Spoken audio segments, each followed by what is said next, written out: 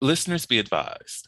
The Soliloquy podcast discuss matters related to the human experience and many that are sexual in nature.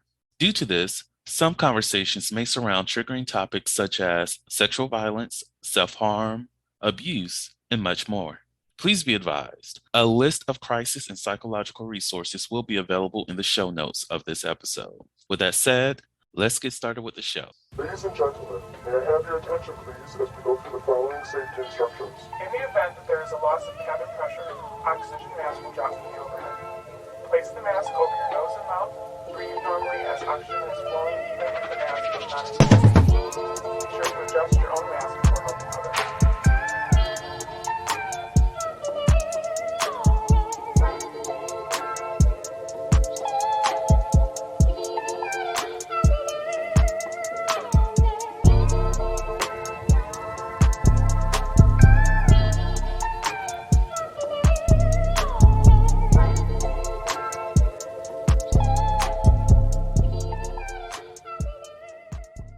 Hello, everyone. Welcome to the Soliloquy podcast, where we step out and speak on sexuality. This is your favorite host, Vernon T. Scott, also known as Slaytor Jackson. Book link is in the show notes.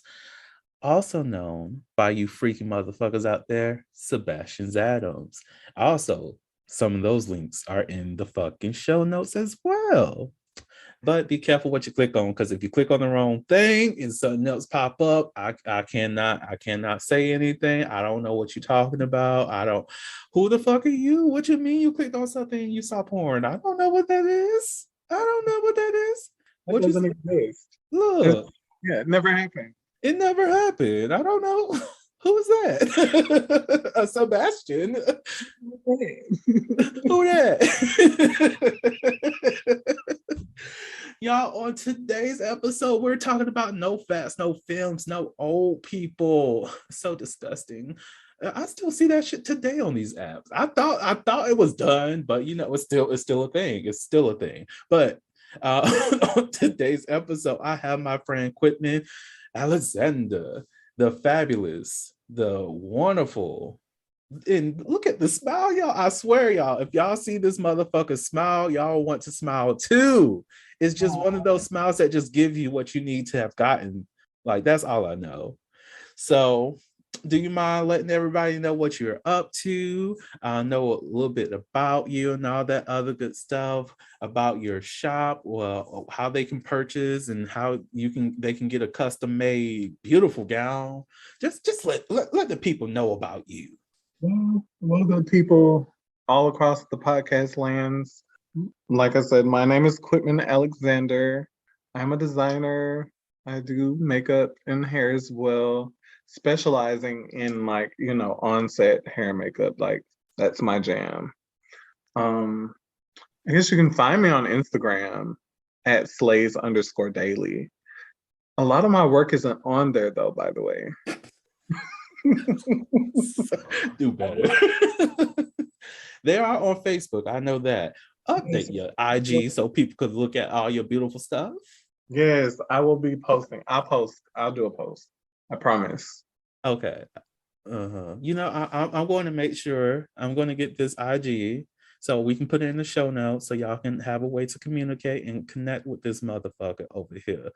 But he has to send me that first. But I'm going to make sure we have that available to you all, because even if you are not going to purchase anything, you still should look at the beautiful work that he does, just in case if you know somebody who may want something that he creates. And look, like I said, be giving me the life that I need, and I don't even wear dresses. So, I mean, you can if you want to.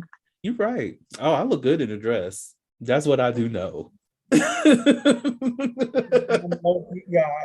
Huh? That yam loaf you got. Look. These thighs save lives, and they end world hunger. That's what I do know.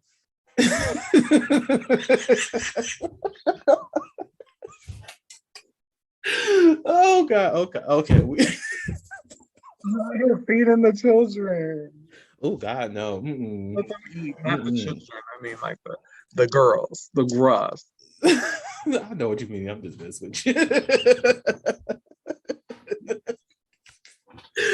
Yes, yes. Feed the hungry. Yes, yes. You thirsty hoes. Okay, getting into the episode. What we talk? We talking about no fats, no films, no old people. No fats, no film, no old people. No fats, no films, no old people. Just saying that. Did anybody feel offended? Like, I hope you did, because it's really demeaning. You Before we even get into the actual conversation, because this just popped up. I remember how many people used to put HWP on their profiles, most definitely like grinder spaces. Like, and for those who don't know what HWP mean, that means height, weight, proportionate. And I hated that because that never, like, that doesn't say anything, because one, your height, your weight proportions varies. There's no set height weight proportion that is actually going to be universal for anybody. Like, it doesn't, like, you can be like 280 pounds and that be strictly nothing but muscles, and you look like you have pretty much like a dad bod, but a little bit more, you know, with a six pack, and you're like 280 pounds and you're just like, you're not height weight proportionate, because that's what the ideology or the ideas that people were putting out when they put that. It's like, that doesn't match up. It never matches up. I just never understood why that became such a popular thing within these queer spaces. You know what I think? Mm-hmm. I think with most marginalized groups, we don't, you know what? And I'm about to drop a bomb. So get your Blow it parachute. up. Blow it up. I think we don't want equality or equity. We want privilege. Mm. And the quickest way to gain privilege is to exclude another group of people. Mm. And so I think that that's the biggest issue. Child, you said a word right there. Oh my God. Child, I think, was that an earthquake? Because some shit was just shaking. Oh my God. He said marginalized groups just want privilege. And I can see that.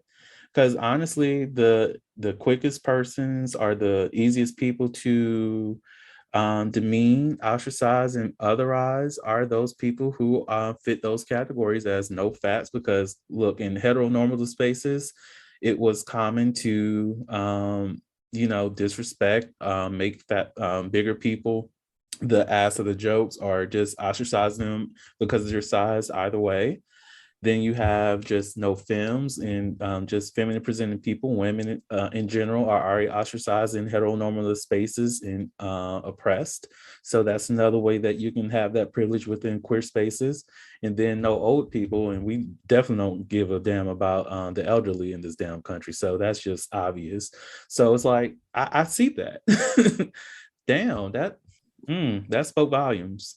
I mean, but then in that same token, when it comes to dating, preferences is one thing and discrimination is another. Mm. Like it's one way to say, like, hey, I'm going to converse with you. You're not what I usually look for in a person, but I'm not going to make you feel bad for being yourself. Mm. And I don't think that that's done enough. It's not. But then there's also the thing where that can happen, and then the person can be like, oh, okay, I'm gonna choose to not hear what you just said, and I'm going to continue to treat you as if we're going to go further. Mm. Like True. that's a thing too. It is. It is. I've actually experienced that. Like, I've mentioned it multiple times on the podcast about me being open to dating a white person, but also hesitant around that as well. And just clearly saying, okay, hey, I'm not sexually attracted to you, but we can actually still have conversations, because I don't mind that at all. And then this same person is still asking me about potentially hooking up, having sex and stuff like that, and to the point where I'm just like, you know what, we just cannot communicate at all anymore. Because I already told you that this is not going to go to that space, and here you are still trying to make that happen, and it's just not. And this has happened with some Black people, some people of other marginalized groups too, and it's just like, I just know my interest in at this point in time, and it's just not you, and that should be okay. And I don't, yeah, I haven't been that person, thankfully, but I have, I've seen that happen though. But it's a very uncomfortable position to be in, most definitely, if you're just being kind to that person, just welcoming and just seeing them just for who they are. But that also makes it hard for other people who might be on that receiving end as well, to be receptive of the possibility of somebody not trying to do that too. So I see it on both sides. It's wild. But to go into the conversation, well, this is actually kind of going off of that too, because we were talking about how people are often caught up on the visual things, and that's like what other people think of their relationships, or what that Instagram look, that Instagram couple kind of thing. So what comments do you have about that? For me, I haven't come across an Instagram couple that I've deemed to be goals. Same. I mean, everybody has small things that, we aspire to on a daily sometime. But for the most part, like, these people are regular. Mm-hmm. They're regular people. They're just regular. Mm-hmm. Like I sorry, I've yet, like you said, I've yet to find any couple that I truly saw as goals. Yeah. If I see a couple loving each other, I might say goals. But it's that aspect of, that mutual love, not the way that you all, the individuals necessarily present themselves. Like when you have, like how a lot of people use Beyonce and Jay-Z as being their ideal couple, or their what they see their relationship being, or what other even with the Rihanna situation, wanting to model their relationships after Rihanna. And I get that a lot of this is due to people not actually having actual representation of mutual love from their own upbringing, so they're just finding that look wherever they can and trying to mimic that. But there's a point where you have to come to where you recognize that you need to look at what is goals for you, and not model yourself after this celebrity or that celebrity, or your favorite, your whoever you're standing at the moment. I totally agree with that. So what because we all have certain things that we might consider like a deal breaker, or something like that. Do you have any hard no's? The Holiloquy podcast focuses on the variability of sexual expression. When it comes to sexual expression, we often depend on pornography to illustrate how one must perform sexually. For those who have not learned this by now, the stuff you see in porn is not real. Pornography provides a singular perspective of sexual expression that is not often the reality we see during our own sexual encounters. The Holiloquy podcast is a conversation that takes you outside of the compressed box of what many know about sex. Some of the topics we discuss includes kinks, condom usage, status disclosure, and past sexual experiences. The Holiloquy podcast steps out on sexual norms and recognizes that the norm is not the only normal. Subscribe today and join the conversation. We might consider like a deal breaker, or something like that. Do you have any hard no's? What would be a hard no for me? You tell me. Scent is very important to me. Well, you said scent? Yes. As in smells or common sense? Oh. However. Oh, you said both. All right, so let's go on the smell side of things first before we go on common sense. I'm done. So I think a deal breaker for me would be like if someone smells sour, or like if they're, you know how some people are into like man scent? Mm-hmm. I'm not. Mm-mm. Mm. The only man scent I want to be smelling is if there's an undertone of man scent under your cologne, like if your biology is working with your fragrance of choice and it just smells beautiful, yes, very that. Mm-hmm. But if you just smell like, oh, I said this at work the other day, but I had a coworker that was smelly, and how I describe the scent, and maybe you'll smell it when I describe it. Okay. So he smelled like, have you ever been to a public like rec center? Mm-hmm. Okay, and you know how when the guys are playing basketball, right? Mm-hmm. And if you close your eyes, you can hear the heat. Like you can hear the sound of the buzzing of the AC unit that's not blowing out cold air. Or like if you picture yourself outside in the summertime and you can hear those little bugs, Mm-hmm. that's what he smelled like hot heat, and it was just not good. Mm. That was the biggest biggest turn off. And he had a little cake back there too, but I was just like, mm-mm.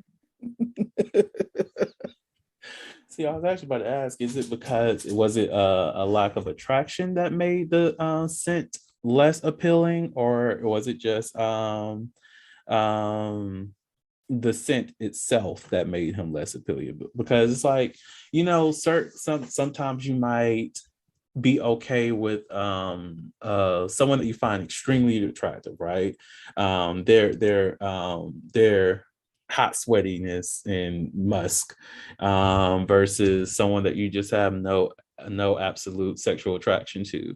Do you think the sexual attraction is the thing that weighed heavily, or the lack of sexual attraction weighed heavily on your disdain for their smell, or was it just regardless of the sexual appeal that the smell would have just turned you off regardless?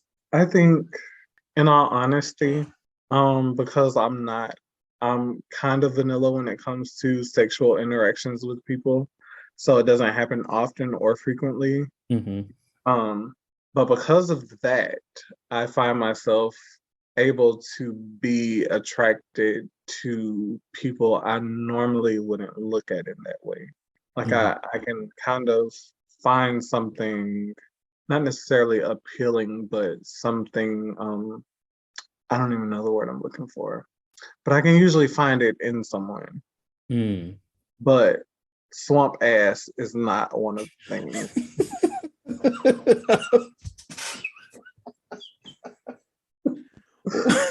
Well, I'm just gonna say that day that person was depressed, and they just, I don't know. I'm just making up stories about this person in their life. I'm not gonna say they were depressed.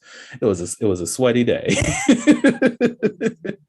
Tired or too depressed to listen. I keep oils in my purse.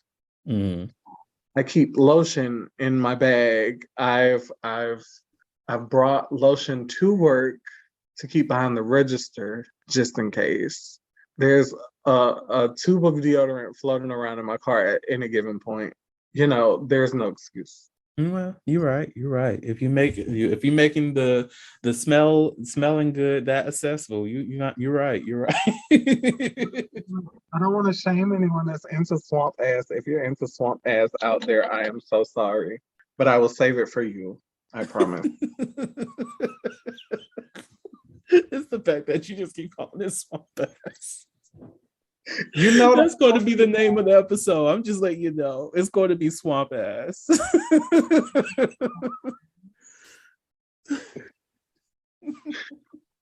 Oh my God. So the other thing is a hard no was common sense. Mhm. So why common sense? I get it, but I just want to know. Mm, I think, and when I say common sense, more specifically, people that don't have an original thought in their brains Mm. and people that seek validation from others in a way that debilitates them from making their own decisions. Oh, I get that. See that really connects to the no fats, no femmes, no old people thing, because that's the one thing that I found very common is that people would be interested like in a dude like me and still have that on their profile, and it's just like the math is definitely not mathing. How can you not be interested in fats and still be reaching out to me and then try to make me feel special by calling me an exception? And it's like, look, I'm not everybody's cup of tea, but for me, I feel like I'm the finest motherfucker on the planet. So Period. I'm like, I know my greatness and I'm glad that you recognize it, but you're not going to make me feel special because you want to make me an exception. You should already recognize that before you put that on your profile. Like that kind of mentality of seeking other people's validation is really a turn off for me. That's a hard no for me as well. Cause like if you're coming into spaces, most definitely like with my friend group, because I have a variety of people that I'm friends with. That can be someone who's trans, that can be someone who's big, someone who's skinny, someone who's muscular, someone who might be not no I don't really associate with any races, so I can't even say that. Somebody whose grandma's a racist. You never know. Oh yeah, you never know. You're right. New racists are so evolved. These new ones It's are scary. evolved. Yeah, you're right. You're right. You never know. But it's like I have a very broad range of friends, and if you out here against old people, against film people, against fat people, against any against trans people especially, then we can't rock together. We can't be friends like that. We can't really be in a relationship, because I need somebody who's going to be welcoming of all people and not just ostracize somebody just because they don't fit the image that you want to be out there about yourself. That you don't you're blocking off these possibilities because they don't fit a certain image. Right. What other hard no's do you have? Mm, hmm.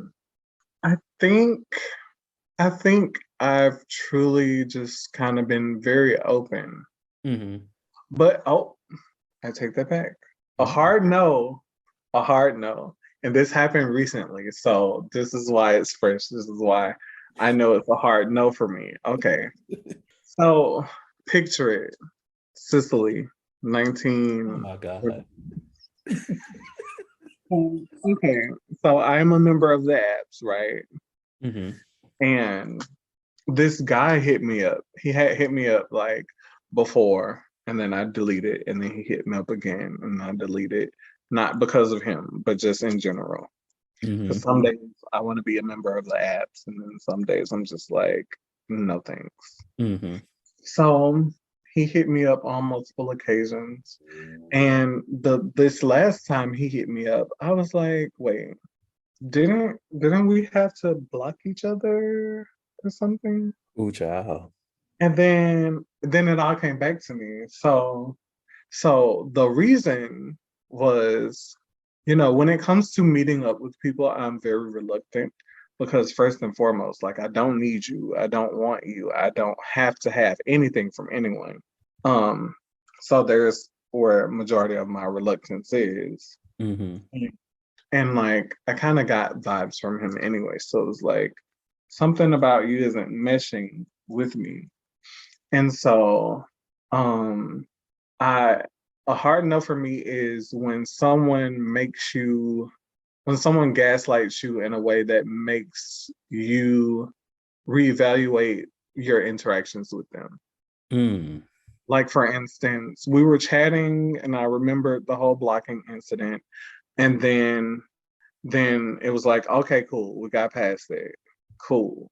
But then it was like, well, when can we meet up? And I was just like, well, this is the root of the reason that you blocked me, because I was not ready or did not have the time.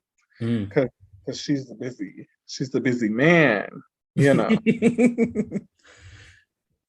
She makes But it was money. like, yeah, I gotta get this money. I'm a single parent out here in these streets. So done. So if there are any sugar daddies out there, I'm just Oh my letting you know God. I'm available. I'm available. Okay. What is with you and shoot your shot on this damn podcast? This is an international stage, okay? It really is. It really is. They're gonna dub this show in Japanese at some point, and I just want to be around for it, okay? All right. So, okay, we get back around to the whole blocking thing. Um, he was like, see, you out here playing games and you this and you that, and I just don't understand. Like, and I was just like, okay. I was like, I'm not even gonna give you the satisfaction. I'm gonna allow you to have this conversation with yourself. And then here we back are at stage one, at the blocking again. Like, you've come full circle, and I love that for you.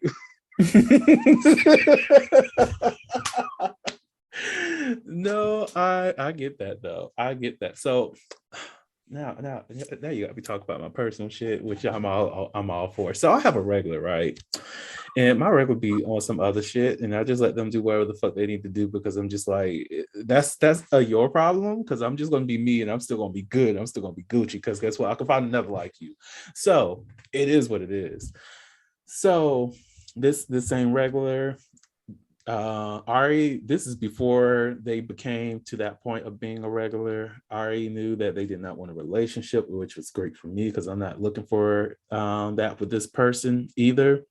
And I was more on the side of, we could be friends and all this other stuff, friends with benefits. Who cares? I do like somebody I could chill, play space with every now and again, and then we could fuck, great times. But they didn't like the friendship side of things, so it just became, strictly about sex, and that's fine with me too. So I could keep shit surface level. And there was this one thing that happened. They got upset and all this other shit, and me communicating, okay, so what do you want? Are you trying to come over now, later? I don't know what you're saying here. Can you clear it up so I know? Because at the time, their vehicle's messing up, and they wanted me to come pick them up, and I'm like, okay, I can, whatever, but at least communicate with me enough to know when I should be leaving. So they got upset. I don't know what happened, ended up blocking me, and I was like, it is what it is. My life is still good over here. A couple months passed, and then they hit me up on a different app, and just like, oh, I thought you would still be upset with me, so I haven't reached out. And I'm like, nigga, I wasn't thinking about you. I'm living my own life over here. You were not the forefront of my mind, but it's great to communicate with you again. It's like, no, I wasn't upset. You just was on some other shit. So fast forward some, I guess they just got a pattern of not communicating things. And recently, it got to a point where he was like, "Oh, well, I forgot what his side of the argument was, because I wasn't arguing with the motherfucker, because I don't got the time. Because I just want clarity on what we're talking about." And it got to a point where he was like, I should just block you again. I was like, feel free to block me. I'm going to be great regardless.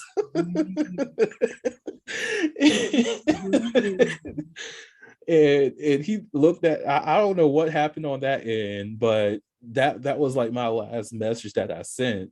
And 3 weeks pass, four, I don't know how long. Then I get a message about, oh, I'm so sorry. I don't know what I was going through that day. And I was like, motherfucker, why are you making sex hard? Listen, you have those problems when the ass is assing.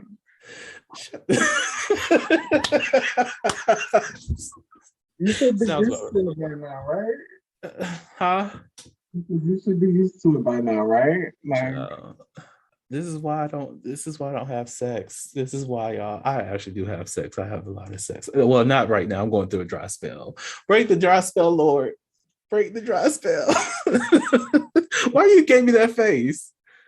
are you now becoming the person that's shooting their shot on this podcast? Ooh. Oh no, I only shoot my shot for some FinDom shit. So if you out here trying to have me control your finances, because I will glad shoot you the mentioned fuck that. out of you. Huh? I'm so glad you mentioned that. Ooh, what's up? Yeah. That's why I'm here. That's my sole purpose of the episode. I cannot. You know, they have that saying, what can Brown do for you? Shut the hell up. A lot. What can I do for your money? Well, I could deliver, we deliver packages around here and we talking about the other kind. The only thing you're gonna get from me is a statement, a credit card statement. And I'm gonna scan it and that's it. I'm done. I'm here for it. Shit.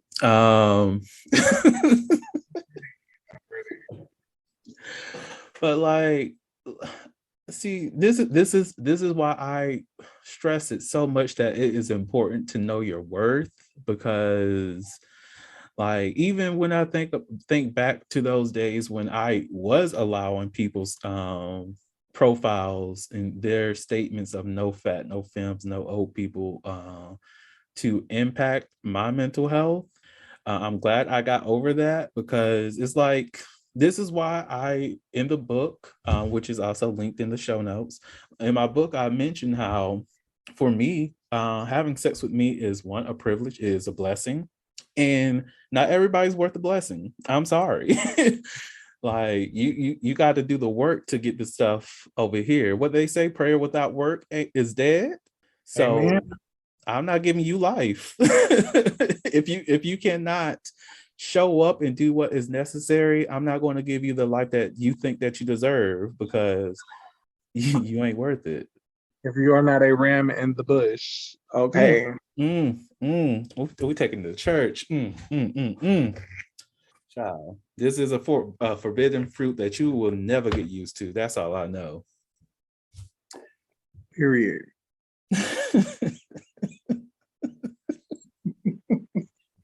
See, we cannot. This is the last episode that I'm doing with Quitting Y'all, because it's getting messy. I'm joking. I'm joking. We got a lot more coming. I'm actually, I didn't want to say this today, but I'm actually your new co-host. Welcome to the Soliloquy podcast. Not this motherfucker just making up shit. I can't. Shane, okay. Shout out to Shane. Hey, boo.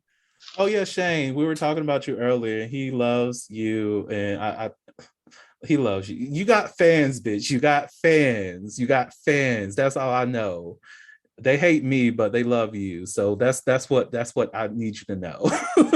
I'm joking. People love me too. Yes, you're my favorite too.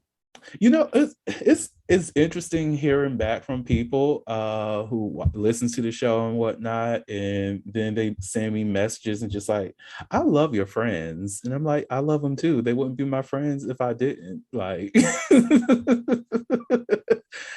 you got to curate your friends, people. Not everybody is deserving of your space. Remember that. No fats, no films, no old people. Let me stop before somebody like, how dare you say that? The girls are gonna come for you. And it'll be all right. I can defend myself. But going back to what we're supposed to be talking about. So one of the things that we were discussing in drafting up this episode was first impressions.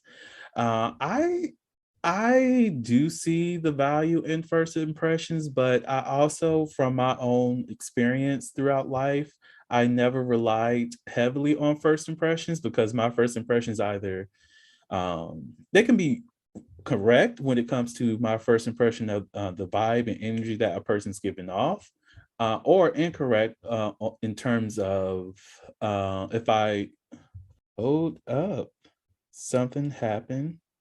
So, did your phone die? Oh, hold up. Did your phone die? It did. They got me. Oh my God. And as you should know, I don't really edit out all the things that happen. So it's really going to be a moment where I'm going to be like saying what I was saying because we're going into first impressions, right? And did I notice that it just went all out, right? And it's probably just going to come back in because I was like, oh shit, something went wrong. It's probably just going to come back in to me like, oh, did your phone die? It was a scheme that Todd set up to come to you with the bullshit.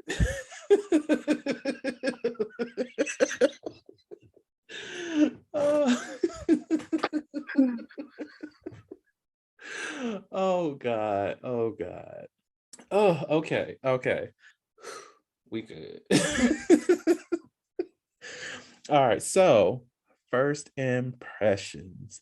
All right. I forgot exactly what I was saying. It'll be on the recording. So, y'all try to follow whatever the fuck I was saying on that damn recording. So, well, earlier in the episode, just follow that shit. So, how are you with first impressions? Do they tend to stick? Do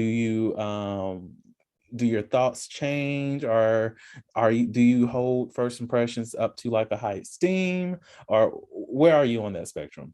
Listen, I take people for what they are in that moment because it can change. It changes all the time, quite frequently. I know I'm not like, I feel like I've brought up work several times, and that's not me. But okay, so get this. Back before I started working at H&M, I got the interview, right? Mm-hmm. After like turning in a resume, I was being really extra. Like when I say extra, I mean like, you know, it could have been like a Fortune 500 company at this point because I had my resume printed on a lovely cardstock. Okay. Ooh. Yes, I did. Oh my, you Yes. came up there, So, you was like, bitch, you hire me no matter what. right. I was like, here you are. Do you need another copy? I have one. Oh. So I interviewed, like it was a group interview. And apparently there was supposed to be a couple more of us, but it turned out to be only me and this one girl.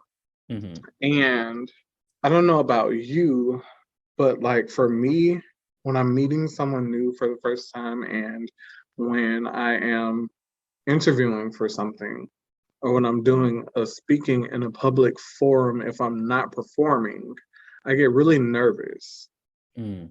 And so the girl that I interviewed with, like the girl that was interviewing for the same position that I was, we interviewed together and I'm just like, dang, like she's doing really good.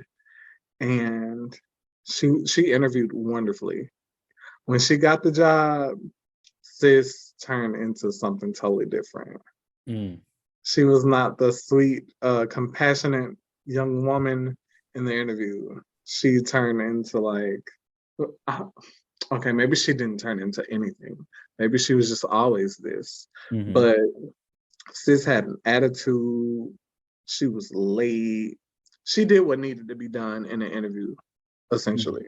And I'm here for it. But that's why I don't take first impressions as law because she bamboozled everybody. I feel you there. Like, like me, I I like to look at people for who they are and how they present themselves. I'm going to accept that as their baseline, and I'm going to assume that's who you are. And that even goes into professional spaces. And actually, even more recently, there's a job that I applied for. I also got the job. I know I had the job before I even left. Let's put it that way. Oh, Congratulations. thank you. So, and with this position, because I already knew what the starting salary was going to be, and of course, I was okay with it because I'm like, I'm still going to apply because I wanted to do it for the experience purposes. And in the interview, the hiring person, the supervisor, she's not going to be my direct supervisor, but she asked me what my salary range is. So I provided a range, and I'm thinking, okay, they're going to actually value me for my degrees and all this other stuff. Take account for everything that I've done. Most definitely, when you in the interview, you say, "Oh my gosh, you are extremely qualified for this position."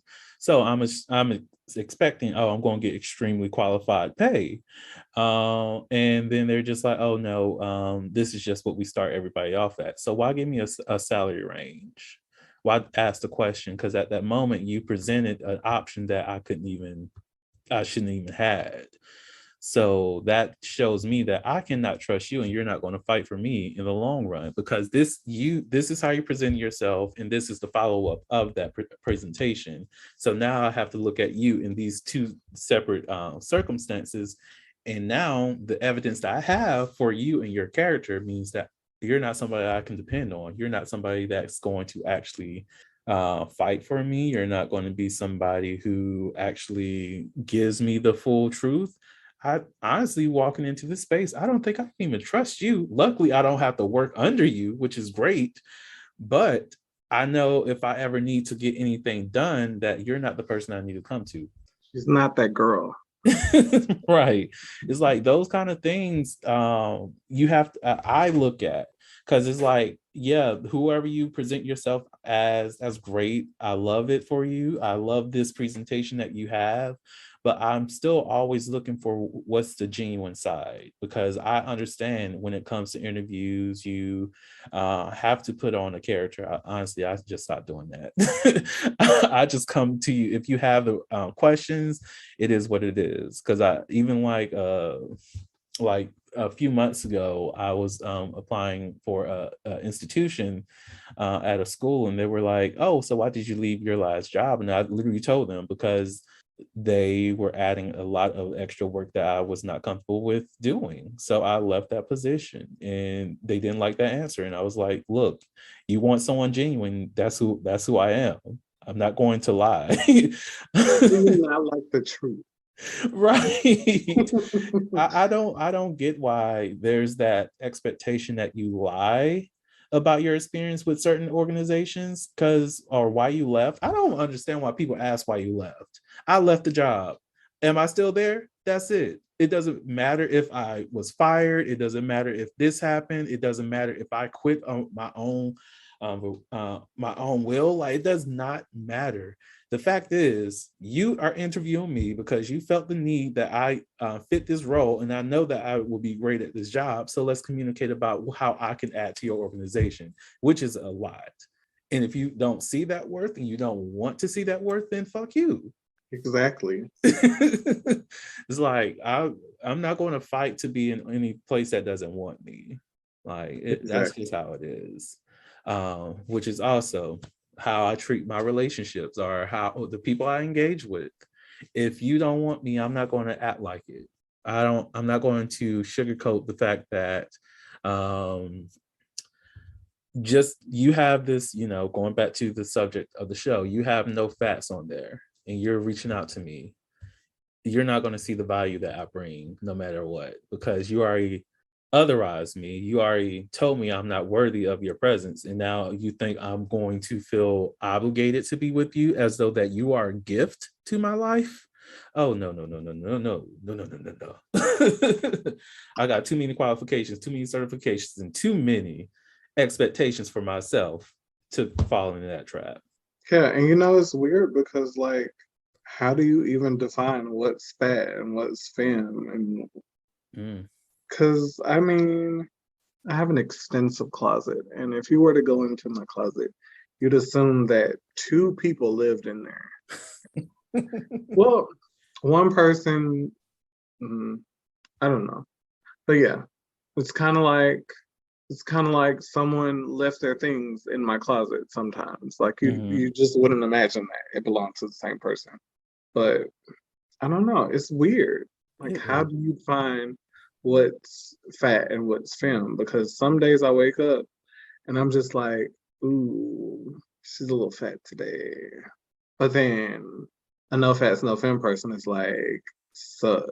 And I'm just like, ooh, I enjoy this. Okay. This is like a sport for me. So when people are like, no fats, no femmes, and granted, I think majority of my photos are very accurate. Um, however, I think I am just regular. Like I'm just me. But when I get a no fats, no femme person, I take it as my opportunity to educate. Like I listen, if they're like, hey, what's up? I'm like, nothing much. How are you? Like, that's the baseline for everybody. Okay. So we've established that I'm gonna treat you like I treat everyone else. Boom. That's step one. Step two, I'm gonna educate you. Okay. Sir, on your profile, it says A, B, C, D, E, F, G. And I'm A, B, C, D, E, F, G. So I don't think that I'm the person that you're looking for, period. Yeah. Amen to that. Like I've had some people I've had to educate on that before too. It's like I'm just not like there's some people who actually prefer film, which is I love to see that. And they hit me up, and you know how I just have my hair all kinds of ways sometimes, and they're just like, oh, are you film? No, I'm not. I'm not. I don't even like it when someone refer to my body parts as anything that's attached to a female or a vulva owner's body. I don't, it makes me uncomfortable. So I just can't go down that route with you. But it's like, huh? I find it funny. Like it's hilarious to me and it's cute. But like it's funny because like I mean, at what point in your life do you get to be like, damn, you like this pussy daddy? Like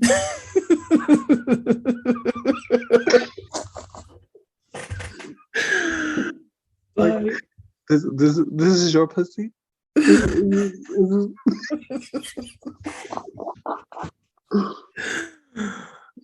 Like I don't no, I don't call it that. No. That Hey, mix it up.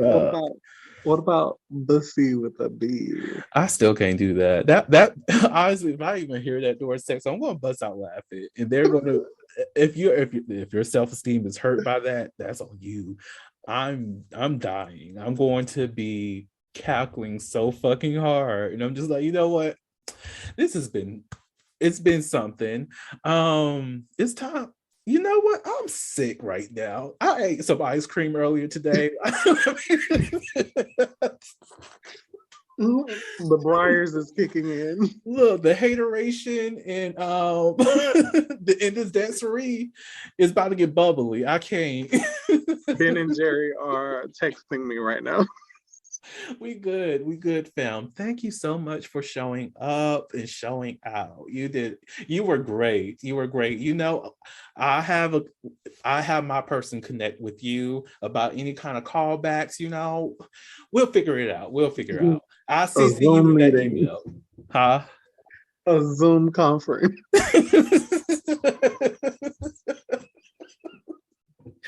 Like, I just like, for those who are comfortable with that, I love that. I love y'all. Continue to have your bussies. Get your bussies bust. It's crazy. I mean, but I'm here for it. Right. Y'all do y'all. Yeah. I love it for y'all.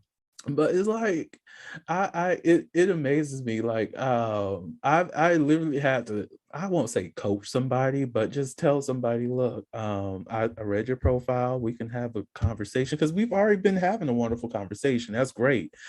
But I'm definitely not what you're looking for. I'm not. If we hook up and have sex and it's not going to be what you think it is, let's not. Let's save the trouble and just not go forward and just let that be great. And some Oh, people can't handle that. so explain what the assumption was, because I think the listeners would like to know. Okay, so I love lacy clothing, so that's already one Mm, thing.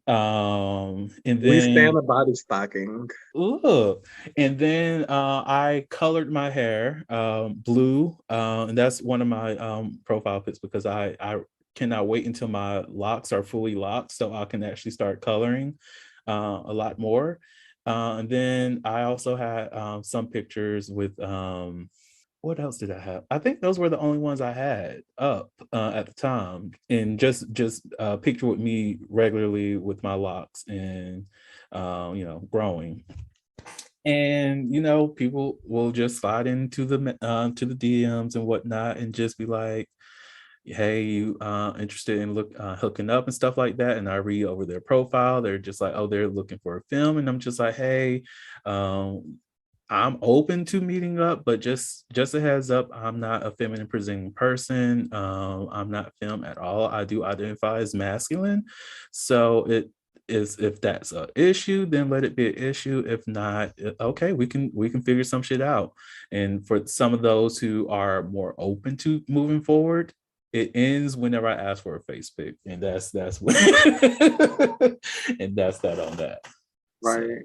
I don't know if you asked me, but I think the people out there would like to know how I identify. yes, how do you And identify?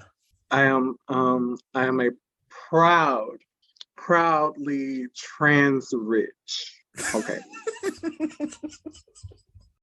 Yes. Pre-op. Again, that's trans rich pre-op. If you if you would like to help my transition, I greatly appreciate it.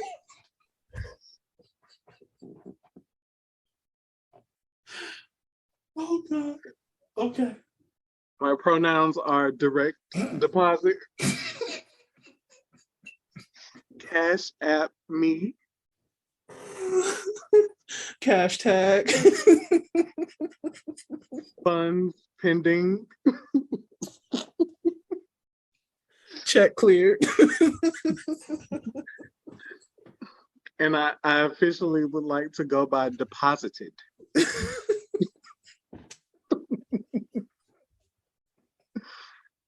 I don't think the girls are ready for that. Oh my God. They're not ready for that conversation. My throat hurts from laughing too hard. Oh my God. Yes, for being trans rich.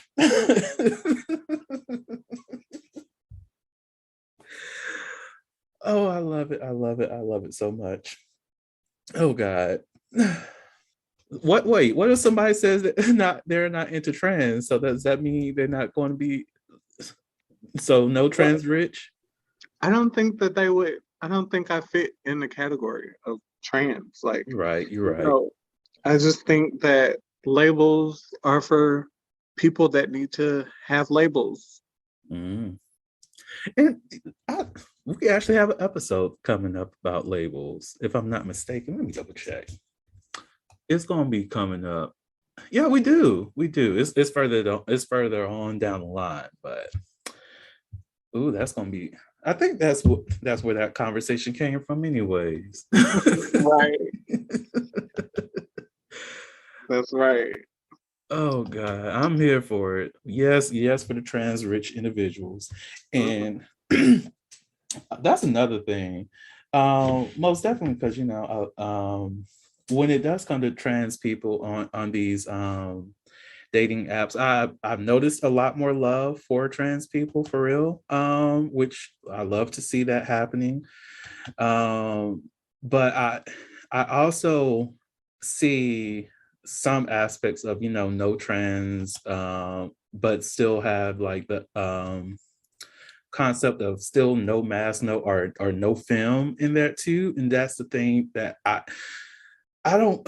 I'd be wanting to ask these people who just like no films and whatnot and see what their thoughts are when it comes to someone who may be trans, like a few are against feminine people.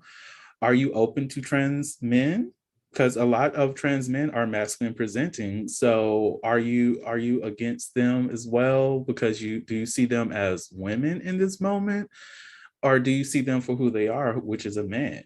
So it's like, or I feel like some of those same people might not even be able to compartmentalize that or even comprehend what's going on in that moment. So Listen, there are some sexy trans men out here in these streets. fine as fuck.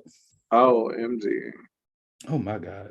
You know, And I think for me, because vagina mhm. isn't my cup of tea, I'm not sure that will be the route for me.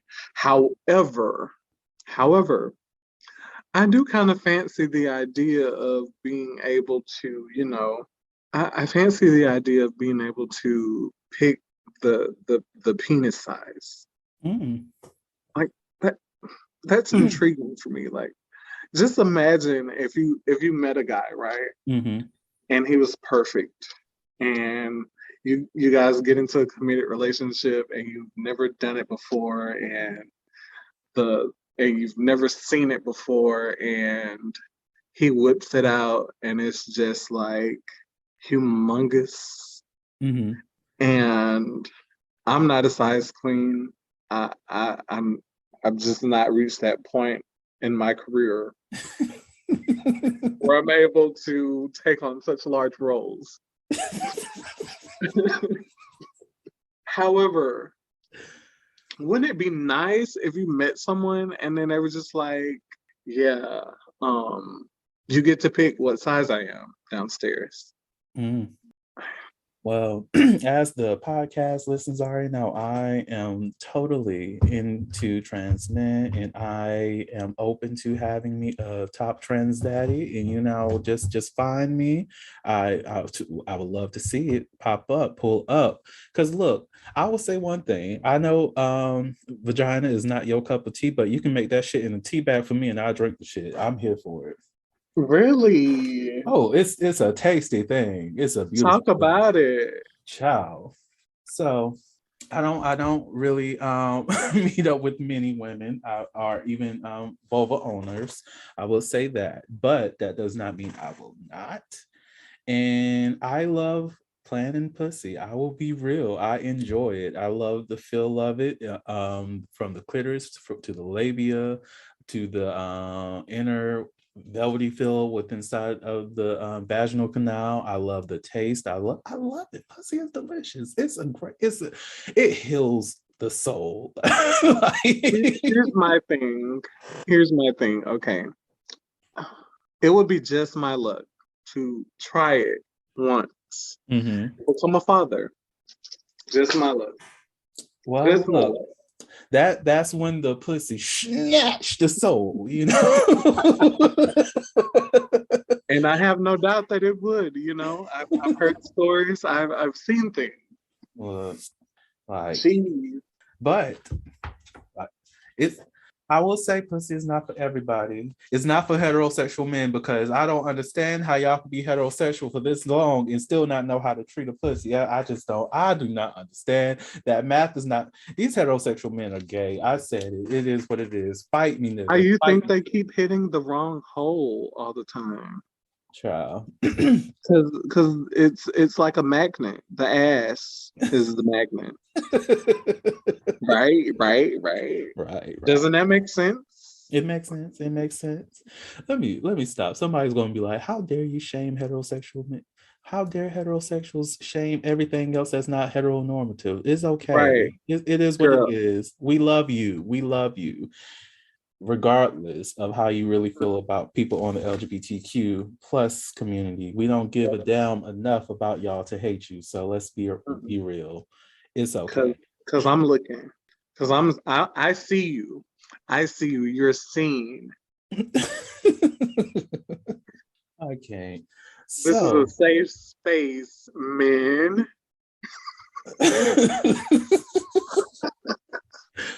come to me and come. Ooh.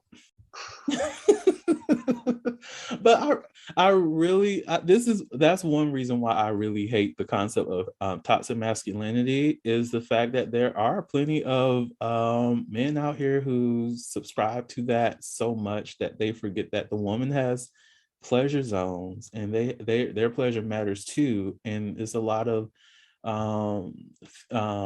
feminine presenting people in heteronormative relationships who are just being left out on a lot of things, and I hate that for them, and I know that they deserve better, and I hope they do find better, and I just hope the typical heterosexual man does better for their partners, and that's it. But you know what? On the flip side of that, on Mm-hmm. the flip side, there are a lot of heterosexual men that have been taught to be a certain way and Mm-hmm. and that have not had the opportunity to learn their own bodies and have been Yes. deemed to become these pleasure robots for people that don't deserve them. Mm. And black man, white man, Asian man, any other man, you do not have to live up to someone else's expectation of what you're supposed to be. Amen to that. Ooh, that goes back to the outgoing message that I would be saying. You know, you may not live up to the expectations of others, but that is okay because it is okay. Live up to your own expectations. And there is actually something that we're supposed to be going to Never Have I Ever, but there's something that I've been reading up on, or was it in the podcast? It was something. The information was circulating. Okay, let's put it that way. Of how there's anxiety. This was an article I read. There we go. I'm back on it. So there's anxiety around the expectation for sex, which does keep people from having pleasurable sex because they feel as though that they're expected to perform a certain way or provide good sex. And all I'm here to say is get out your heads. Just enjoy the sex in the moment. Don't focus on how yes, your partner's pleasure is important. Your pleasure is important as well, but don't be so hyper focused on the pleasure that you lose sense of or start to feel anxious in everything that you're doing within that sexual encounter. Relax, take a deep breath, start slow, work things through, communicate with your partner, talk to them, ask them, hey, is this feeling good to you? Learn the erogenous zones. And, you know, erogenous zones is different from every person, but you do have like, you know, the back of somebody's leg. For some people, that's too much. So for others, it's just right. Just knowing those things. I almost gave a cheat sheet. Nobody, y'all not getting that. What are your erogenous zones? Oh, so mine, like if ear nibbling does it for me, like literally, if I'm just chilling and not paying any attention and you just come out of nowhere and you just like start sucking on my earlobe and shit, we fucking. That's all I know. Like you touched the right button and it said fuck and look, what's up? You got too close. You start doing the right shit, and we fucking now. Go ahead, take that shit off. What's up? But Yeah, what about I you? agree. Like for me, it's definitely that space between like the earlobe and your clavicle. Like Mm. if you breathe the wrong way, I become a total power top and you're getting fucked. Okay. So don't do it. Don't do it. Don't do it. Don't do it. Look, so learn your partner spots, people. Learn them. If you know if you know you're not having, if you feel as though you're not having enough sex in your life, and you know that one thing that really gets your partners good, ready and going first, make sure you set the mood. And by setting the mood, make sure when they come home, the atmosphere is well enough that they stumble into something knowing that they're not going to have to stress about anything. If that means if they're cleaning up the house on a regular basis, you come home early, you clean that shit up, and they don't have to do that. They walk up in there, oh my God, it's clean. Oh, yeah, I got home early. It's all good. That's one less thing that they have to worry about. Find that spot. Cheat sheets. You know, as a pre-op trans wealthy person, another one of my erogenous zones is my Cash App.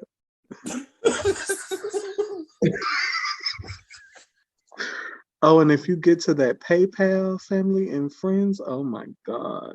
Oh no. Just I'm a puddle of melted chocolate at that point. At that point, I'm just putty. I'm done. I quit, y'all. This is the last episode of the Soliloquy podcast because this motherfucker is it's too much. I cannot. I'm joking. I love it here. I love it here. So, are you ready for some never have I ever? Yes. So, never have I ever been to a nude beach or resort. No, I haven't, but I would love to have a Golden Girls moment. Wait, what golden?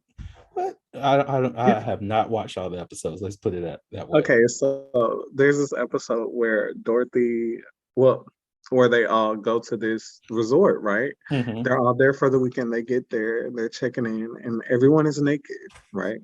Yes. And then they're fully clothed, and they're just like, oh my God, we've come to a nudist resort. And then they finally muster up the courage at dinner time to, don their birthday suits. Yes. And they get down to the lobby, and everyone is fully clothed.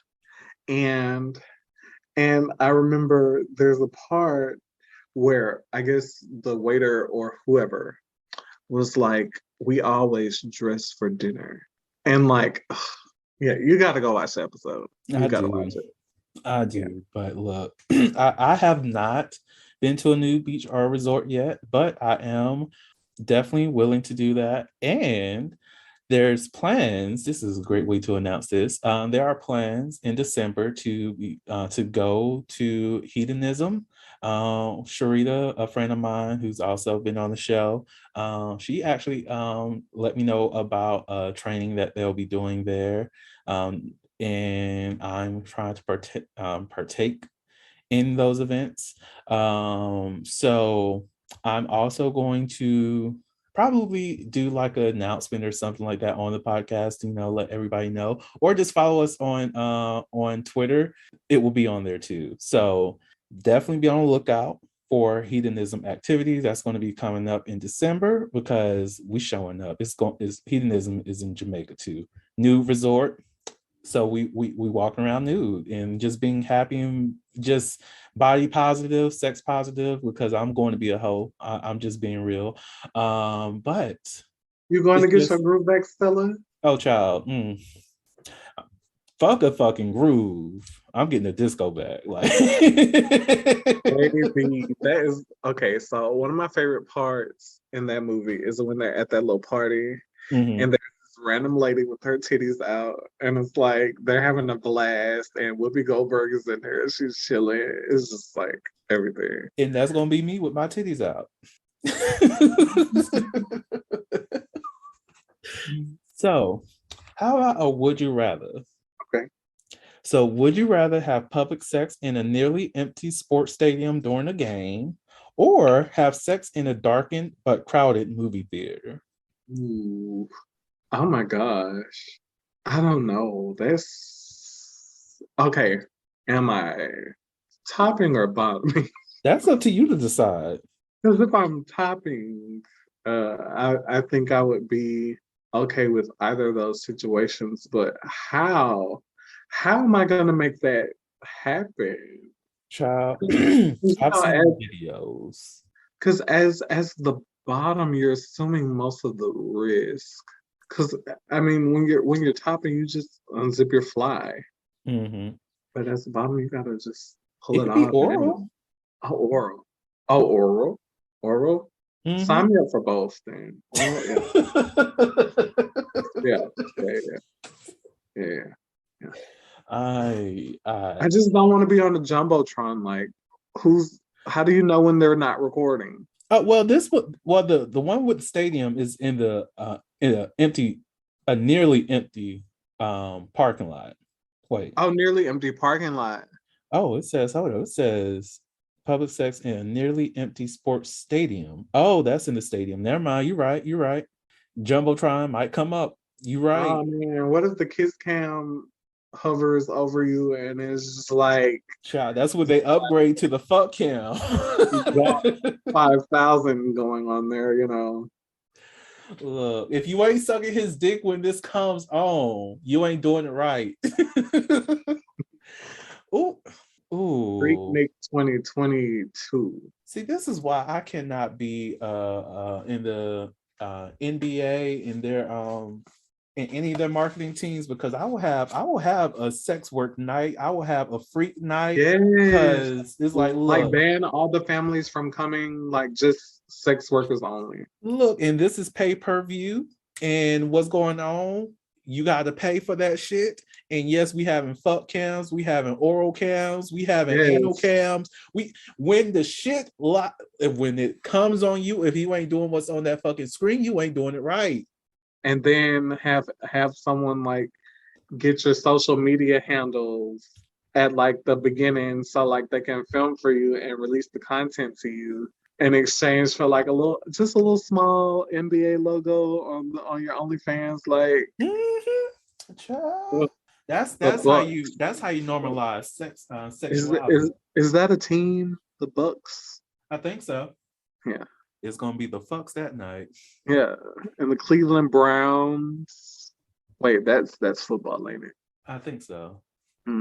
Football is a homoerotic sport. Oh, it definitely is. Oh, it's homoerotic as fuck, which is so hilarious to me whenever I listen to homophobes talk. I'm just like, okay, y'all enjoying that? Baby, to be a sender. That's the best position to be in. Like, I just know Odell Beckham Jr., I'm still waiting on you to just pull the fuck up. It is what it is. You will forever be the person on my list that I have full access to. So it doesn't matter. You can call me in 50 years. If you still got the motion in your ocean, we can make some shit pop off. It's okay. You know, both of our men done had babies on us. Because which one is yours? Von Miller just had a baby too, not too long ago. And I'm just like, God damn. Oh yeah. Oh, Von, I gotta be a stepdaddy. Okay. I'll take it. We need to do that Celebrity Crush episode soon. Oh yeah. Ooh. Yeah. I don't think they're ready. They're not. So how about a sex question? Okay. So how important is sex to you, and how long have you gone without sex? On a scale of 1 to 10, 4. It's not that important. Like, I don't have to have it. But intimacy is important. So I would probably rate that at about an 8.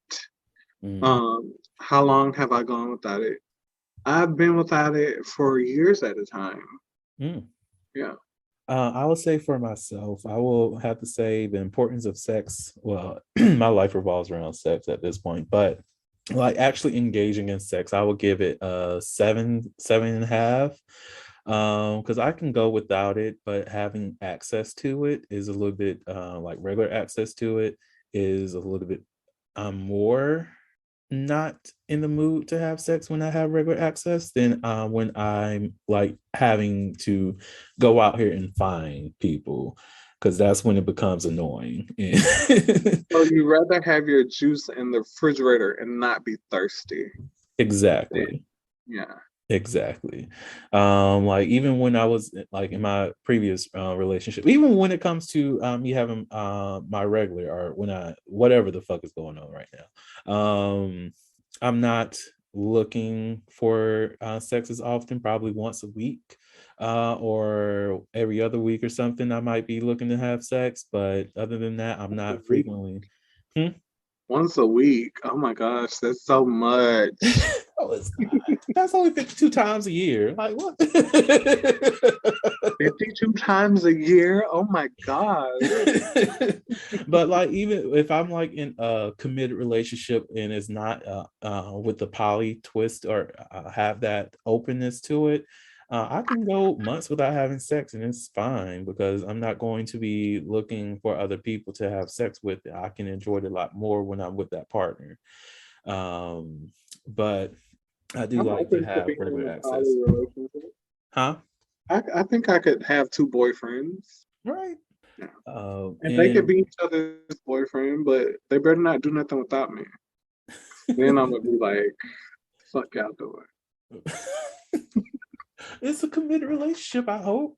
Let I them don't do what they know. need to do. I You don't the one you're know. the one in the situation that requires sex less. Let them be great.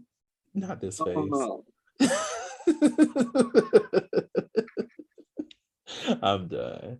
I will say about how the longest I've gone without sex is 2.5 years, and this is after losing my virginity. So yeah, it was 2.5 years without sex, and that was perfectly fine. And that was a process of a lot of self discovery too. So made it work. But other than that, outside of that break, I would say 6 months was like the longest time. But then there's the some of those little dry periods of when I'm actually looking for sex but can't find sex or my circumstances are not matching so that I can have the sex that I want. Hashtag pandemic. Uh, so The girls were out here masking up, and mm-mm, mm, they was it not. was an era. They was being messy in the But you places I know was what I at. don't understand? What? There were a couple of the girls were putting glory holes in their masks. I'm done. You know, the thing that really got me during this pandemic is that there are some people who are just There like, were oh, I can't, I have to wear my mask in your presence, but still willing to fuck you raw. What? they out here I was like, whoa, wait, the math? Are we even in math? Are we in physics? in the paranormal. They out here in the paranormica. I was like, this is too much. How you over here protecting yourself from COVID, but not protecting yourself from STIs? In the panorama. Right. I'm just like, y'all trying to be comorbidities. I don't got the time for that. Y'all do what you want to do. Be well, be happy, be lifted. Float, motherfuckers, float. I can't. No Lord. All right. So on that note, Quinlan, do you have any advice, any kind words, or any inspirational thoughts that you would like to share with the audience before we close this motherfucker out? Mm. Go forth in love. Do everything with good and kind intentions. And if it pisses you off, find the humor in it. I like that. Yes, yes. And just not actually to piggyback off of that, but just remind y'all that 1,000 subscriber thing is still going on. It's official now. It is official. Y'all might as well get these numbers to 1,000. Get 1,000 subscribers, 1,000 reviews, 1,000 ratings, all of that on whatever platform that you're using to listen to this podcast, because we're going to do this live show. I will definitely send out a pin so that everybody knows what the what the code is, so that y'all can access this live showing and even manipulate some vibrations. Let's go with that. So you might as well. Um, on that note, thank you all so much for listening to the Holiloquy podcast, where we step out and speak on sexuality. Just in case no one else told you this today, you are beautiful, you are worthy of happiness and joy, you are enough and then some. You may not live up to the expectations of others, but that is okay. You are only required to walk in your own shoes. May each day you live lead you towards abundance. With that said, love you all and see you next episode. Bye.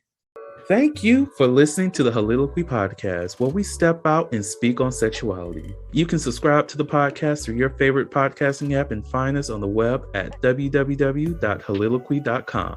That's www.heauxliloquy.com.